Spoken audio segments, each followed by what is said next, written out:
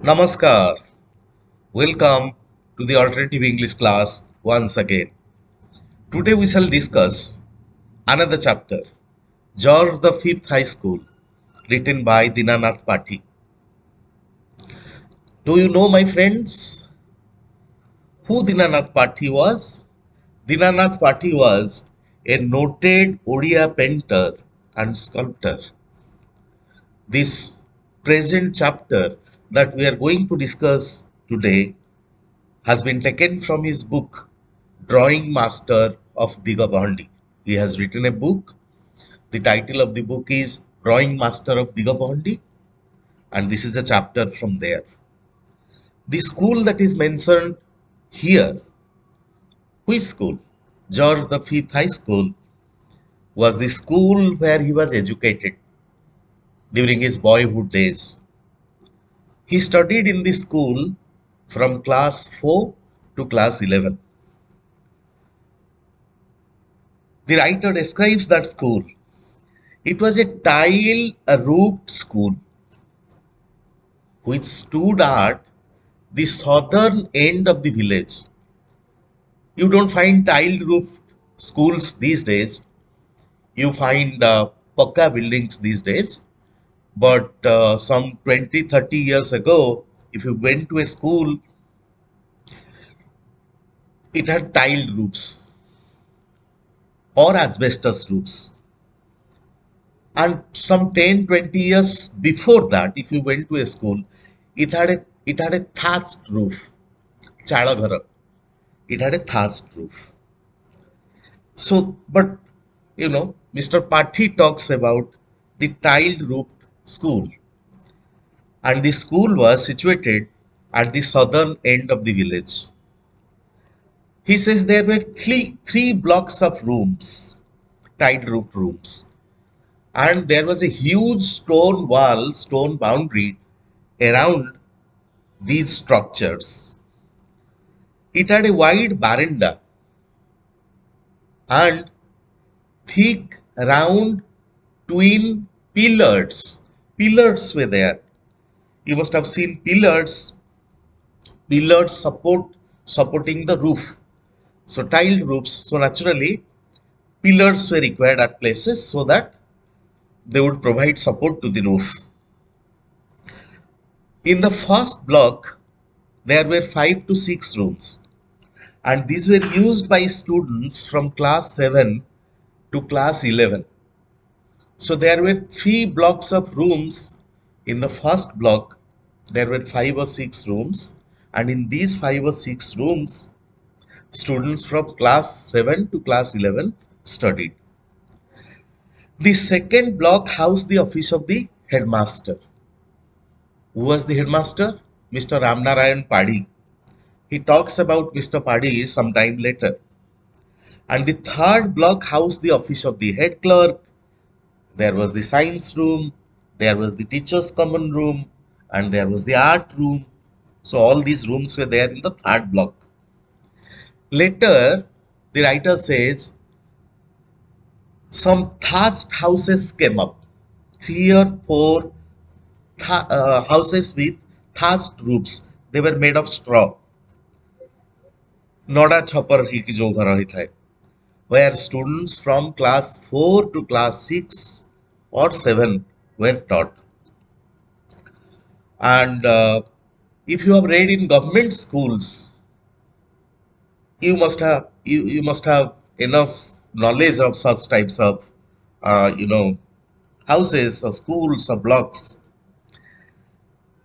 Prayer classes were conducted in the open, and there was a theater stage, and this theater stage lay adjacent to the western boundary wall. Adjacent is next to, very close to, it was very close to the western boundary wall, and beyond that there was the playground. After that, one end of the playground towards the bank of, playground has 4 sides.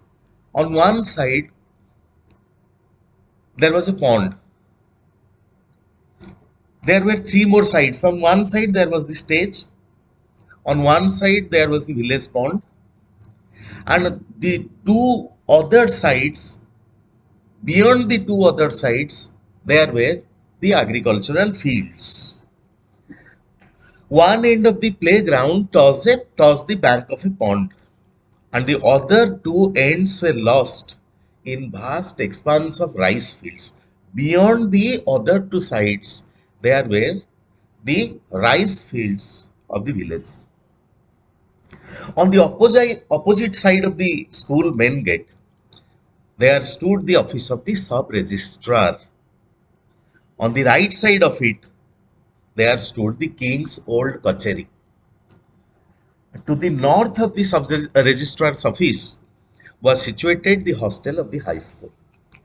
So, in the first few paragraphs, the narrator talks about where the school was situated and how it looked. Next, he talks about Sri Nabnarayan Padhi, who was the headmaster of the high school. What sort of a person he was. Mr. Ramnarayan Padhi was a very powerful personality. And in your school days, my dear friends, you must have been afraid of your headmaster, terribly afraid of your headmaster. So obviously, students were terribly afraid of him. He was tall, fair, he had curly hair, he had an impressive mustache, Nisa, and he had blue eyes.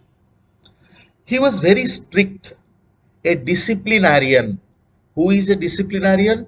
A person who loves discipline, who wants that discipline must be maintained at any cost. So he was a very strict person, but affectionate and loving, and also very hardworking. He had this ability to identify the naughty children, the mischievous children, the wicked children, the foolish children who caused a lot of trouble for all the teachers. And when he identified them, he would ask his peon, what was the name of the peon? Ogadu, to bring his cane. Ogadu, bring my cane.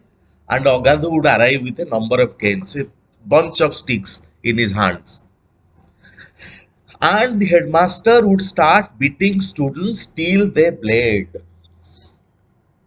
There was a time when it was believed that spare the rod, spoil the child. If you spare the child the rod, I mean, if you do not make use of the rod, if you do not punish the children, rod is a symbol of punishment. If you do not use the rod, you spoil the child. These days, teachers can't punish the children. If they punish the children, they have a number written on the walls of the school. Children would ring up. They would organize a protest immediately. But those days, children were beaten till they bled, and parents never interfered. They had given them full freedom. Sir, spare my child's eyes. Please see that his eyes are intact. You can do anything else that you want to. You can punish him the way you want to punish. Now, next, the writer talks about his unique way of visiting the toilet. He says, the moment he left his house for toilet, the toilet was an open field. It was some 4 kilometers away from his house. And the moment he left his house, he would start smoking a cigarette. After some time, the cigarette would finish. He would start another one. He was a chain smoker. He would start one cigarette after he would start smoking one cigarette after another. He would start smoking one cigarette after another till he reached an open field. That open field was very close to a guest house, next to a guest house, and it was situated at a place which was some 4 kilometers away from his own house. He would cover the distance every day without caring for whether it was raining, or whether it was very sunny, or whether it was very cold. The stench of the cigarette smoke. So wherever he went, because he smoked cigarettes continuously, wherever he went, The stench of cigarette smoke was left behind. So from that, people knew that he had gone to the toilet. So the school where Mr. Padhi was the headmaster had two bosses. When the driver look at the contribution of Mr. Ramnarayan Padhi, when the driver went on leave, he would drive the buses. He would go and face the children, then teach English at school. Then again, when the school closed, he would drive the children back to their houses. So when the driver went on leave, he would drive the buses himself and collect students. Then he would teach students English for a couple of hours before driving them back home once again. Narrator speaks very highly of him. Look at the ability of teachers, look at the dedication of these teachers. Because of them, education spread. The narrator received free scholarships due to him. On school dramas, Ganesh Puja, Saraswati Puja, Independence Day celebrations, the narrator was wanted by him. Why the narrator was wanted by him? Because the narrator was a painter. He was a sculptor. The narrator received drawing prizes from Kesab Maharaj's Drawing Masters Association on three consecutive occasions. One, two, three. On three occasions, regular occasions, consecutive, one after another. So the headmaster was pretty happy with him. Right. So this headmaster took special liking for him because of this. Now, next, the narrator talks about Mr. Sanatan Pujari, who was the assistant headmaster of the school. Mr. Pujari taught children science, geography, and non-detailed texts. Because he taught geography, he made use of a number of charts and maps to teach geography. And what was the specialty of the narrator? The narrator was a painter. So he asked the narrator to prepare the charts. And Mr. Pujari himself was a gifted artist. He prepared excellent charts himself. So naturally, his class was quite different from, or the way he explained things to students by displaying charts, by showing them charts, he was different from others. He was a tender-hearted person, a very soft-hearted person, and he was a devotee of Swami Nigamananda. He was an emotional kind of person, a sentimental kind of person, and withdrawn. I mean, he remained silent most of the time. He played the violin very well. He played the violin very well, and he was a very principled person. If by chance he got late someday, he would not enter the school campus. He would send an application for CL, casual leave, and he would go back home from there. He would not enter the school. If a cat chased a chameleon, जो colour change करे जो एंडुओटा ताको आमे chameleon बोली कहे. So if a cat chased a chameleon, he would say, no, cat, please don't do that. He was so kind-hearted. He didn't want any harm to come to the chameleon. So he would ask the cat, he would stop the cat. No, don't do it. Don't chase after the chameleon. Now, whenever Mr. Ramnarayan Padhi went on leave, he remained in charge of the office of the headmaster. On such occasions, children would have a lot of fun because he was very kind-hearted. Ramnarayan Padhi was a very strict disciplinarian. He wanted that discipline must be maintained in the school. And whenever he was absent and Mr. Pujari was in charge of the school, children found an occasion to have some fun. So they would come to Mr. Pujari and say, sir, we want to play volleyball today. We want to play football today. On such occasions, two groups of students would approach him to organize a volleyball or a football match. He would ask the children to wait for some time. And he would say, okay, let me consult my Gurudev, Swami Nigamananda. He was a devotee of Swami Nigamananda. He would say, okay, let me go and talk to him. If he says, if my Gurudev says, go and allow the children to play football or volleyball, then I will come back and I will allow you to play that.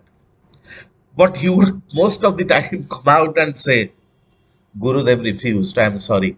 Gurudev refused to let you play today. I can't allow you because Gurudev has refused. Now the narrator talks about two incidents in which he and one of his friends were involved, and Mr. Pujari was also involved, which he did not like. What are the two unjust actions? This will be the question. What are the two unjust actions of Mr. Pujari that the narrator mentions? The first one. One day Sanatan sir was teaching the class science. He was explaining the anatomy of human body, and he had taken the help of a skeleton. Now, while he was explaining things, the narrator's friend Vimsen, he asked the teacher whether the skeleton belonged to a male or a female, whether it was a male skeleton or a female skeleton. Whose skeleton it was? For some reason, perhaps the teacher thought he was making fun of him. So the teacher became very angry. So the narrator says, no, there was nothing irrelevant about the question. If you have a skeleton, it must belong to either a male or a female.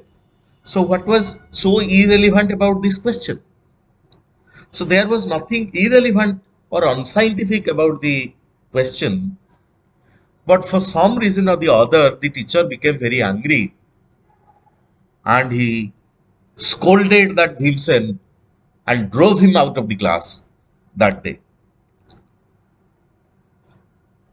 On another occasion, his behavior was very hurtful. Mr. Pujari's behavior was very hurtful to the writer, to the narrator.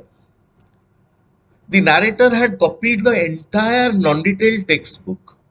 My dear friends, those days, uh, people usually were very poor. Most of the people were very poor. So families could not afford, they could not pay money, parents could not pay money for the education of the child. They could not buy books. So what the narrator had done, the narrator had copied the entire non-detailed text, and the title of the text was Letters from a Father to His Daughter. That was the name of the text. He had copied everything, all lessons from there in a notebook. And he had done it very neatly, very clearly, very nicely, because he was an artist himself. So he must have an artistic handwriting. He had done it neatly, but the moment the teacher found it out, Mr. Pujari found it out that it was not a printed book, he snatched it from him, took it away from him, and he threw it. So the narrator says, I felt very hot. I felt very slighted. I felt very slighted means I felt very small. I felt offended. I felt very bad that day. Teacher did it simply because I thought I was a poor child. I belong to a poor family. I could not. He made fun of by throwing the book away, notebook away. He made fun of my poverty. So so he says I felt very hot and slighted. There was another person, another teacher in the school who was Mr. Nottavar Patnaik. He was the senior most teacher. The narrator says he was very hardworking, very disciplined, and very principled. He had a sharp nose, bony face, shrunken eyes. If you have a bony face, your eyes, you know, look as if they have gone deeper. So shrunken eyes. He taught children up to class 7. Mr. Patnaik had an eye for details. The narrator gives an amusing account of how Mr. Patnaik had an eye for details. If he needed someone to go to his house and fetch something, he would give him a detailed account of the direction in which he had to move. Now, suppose I live in the colony, in the teacher's colony here. I want somebody to go to my house and fetch something. Suppose my glasses. I can't do without my glasses. So I send somebody. I tell, okay, you go to this place of this colony. My quarter number is this. Madam is there at home. Ask madam to give. Tell madam that I have sent you and ask her for the glasses. But look at how he sent somebody to his home. He would say, go straight from the school to the bazaar. Take the left lane from there. If you take the left lane, you would arrive in front of the Dadibhaman temple. Go straight to the east. Sorry. After crossing half the distance, you would see a house with a high veranda. The house has stone steps and it is surrounded by togger plants. Go up to the veranda. Knock at the door with your right hand. Knock at the door with the help of an iron chain which is fitted on it with your right hand. My uncle will open the door. Tell him that I have sent you. On a tin box kept in my bedroom, you will find my notebook having a blue cover. Look at the detailing. How he is talking about the details. Then on the notebook, I have left the dark colored cover of my glasses. If you don't have the glasses, it's a problem for you. I can't manage without my glasses. Suppose I have not brought the covers. I could go back home after the school got over. Get it and come back soon. He would then ask the students to narrate the whole thing. Okay, tell me what you have to do, where you have to go. And if the student made a mention, suppose the student forgot one or the other step, he would ask him to repeat the whole thing. No, you made a mistake. Tell the whole thing once again. When a drama was performed, he would be in charge of the green room, where the characters decorated themselves. The narrator, his elder brother, and Notabara sir, they would be in charge of makeup. Acha, what did Notabara sir do if the narrator lost some makeup item? He was very particular. I have just told you how particular he was while he sent a child to his home. So whenever, the narrator says we artists are very forgetful people. Whatever task is assigned to us, we do it very carefully. But after that assigned job is over, we usually forget things. So we often misplace the brush and colors. Noctober sir was very particular about what the narrator had taken from him. And he would remind, hey, you had taken the brush from me, you had taken a needle from me, remember to return it to me. Even if he had borrowed a needle, Noctober sir would remind him frequently till he returned it to him. He was so particular. Right? So another character was there. He was Pandit Durga Madhav or the junior Pandit. He was also called the junior Pandit. Most of the time he was concerned about collecting straw, starch and sap for his cows. He was less concerned about the children's education. He was more concerned about collecting things from it for his cows. Even while teaching, he would make a mention of all those things. He would remind someone to bring him these in the middle of the class. He would say, hey, you boy, you come here. Last time I had asked you to tell your father to bring me straw for the cows. Did you ask you? In the middle of a psalm, he would ask the child. In the middle of the class, he would not wait for the end of the class. In the middle of the class, he would ask that particular child. Now, finally, the narrator says he was very close to Nottawar sir because he helped him in painting the doors, windows of the school and the blackboard. He would prepare charts and maps. He would draw the images of Goddess Saraswati, Goddess Lord Ganesh. He would decorate the schoolrooms. He would arrange exhibitions during the visits of ministers. So, you know, usually when we talk about our school, we become a little emotional. So, in this chapter, he talks about the school in which he studied,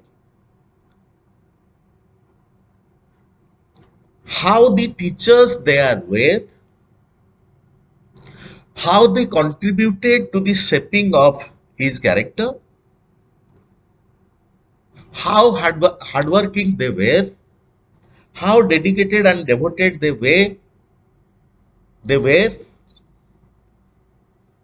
He talks about, he reminisces. Reminiscing is thinking about the past, narrating about the past. He reminisces about his, those days, school days, when he was a student of a school.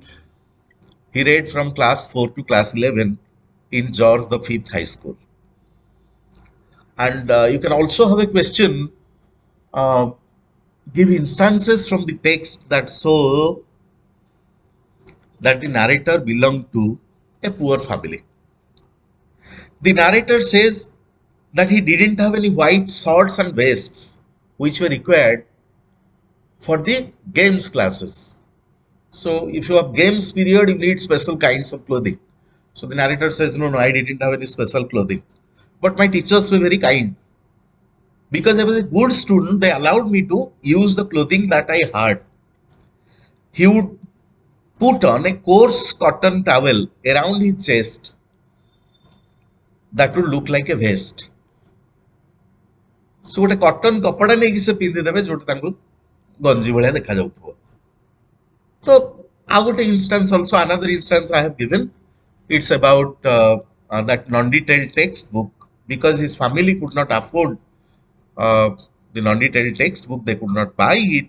He had written all the chapters in a special notebook. So I hope this helps you. Thank you very much. In my next class, we shall discuss one more chapter. Thank you very much.